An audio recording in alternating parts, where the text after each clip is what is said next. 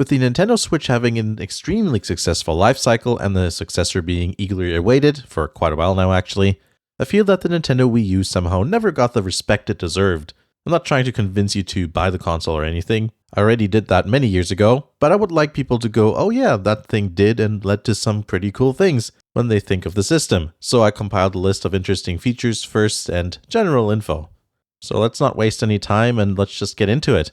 Splatoon started and found success on the Wii U. For a new IP to gain success on a console that sold poorly is actually a really good accomplishment. If you're curious about the numbers, that's 4.95 million copies of Splatoon sold versus 13.56 million consoles. Splatoon wasn't the best-selling game on the system. Remember, there's like bundled games that sold better. But considering that Splatoon was a new IP, that's pretty impressive. Nintendo was and still is often considered one of those companies that relies on series and franchises created decades ago. But Splatoon proved they could come up with something new.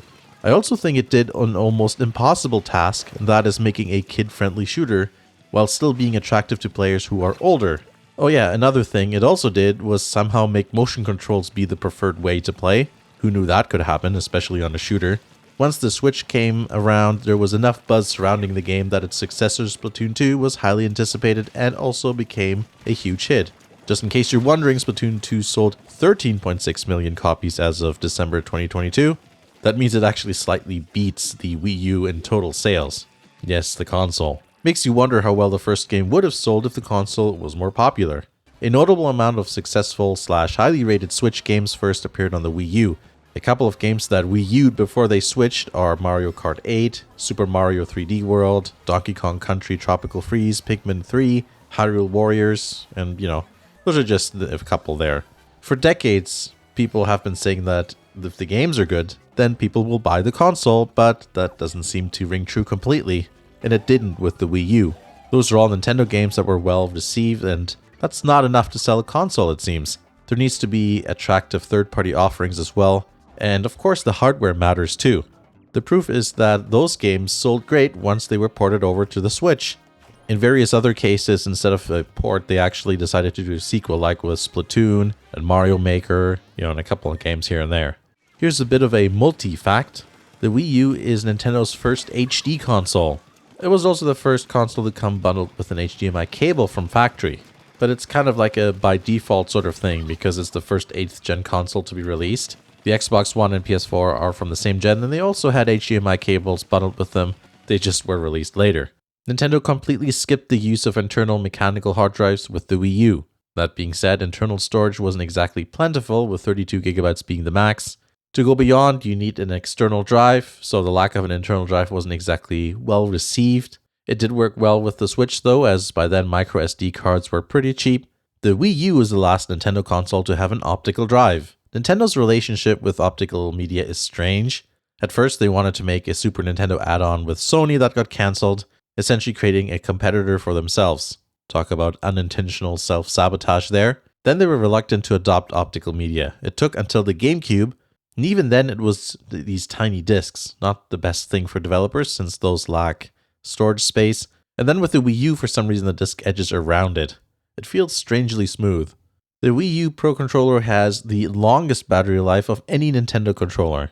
This is obviously talking about rechargeable controllers. The Joy-Con isn't bad at 20 hours, and the Switch Pro Controller sits at an impressive 40 hours, but the Wii U Pro Controller lasts 80 hours. I kind of find it funny that the Wii U tablet, in contrast, has such awful battery life. So that must mean that the Wii U tablet has the shortest battery life of all Nintendo controllers, I guess.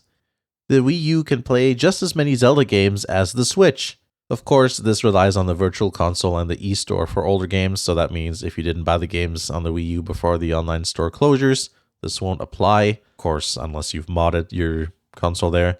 But back when it was online, you could play 12 Zelda games.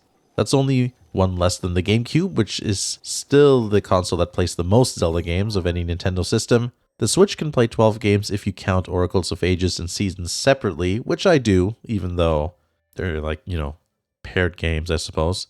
But throughout most of the Switch's life cycle, the Wii U was totally an underrated Zelda playing machine, especially considering that at the time, It could play the newest Zelda game, which was Breath of the Wild, and just anything Wii U was pretty cheap because it was an undesirable console. The Wii U has some features that the Switch doesn't, one of them being a camera. It's built into the tablet part, as you may imagine. Another thing on the tablet is a universal remote. A lot of people who have/had a Wii U really like this function.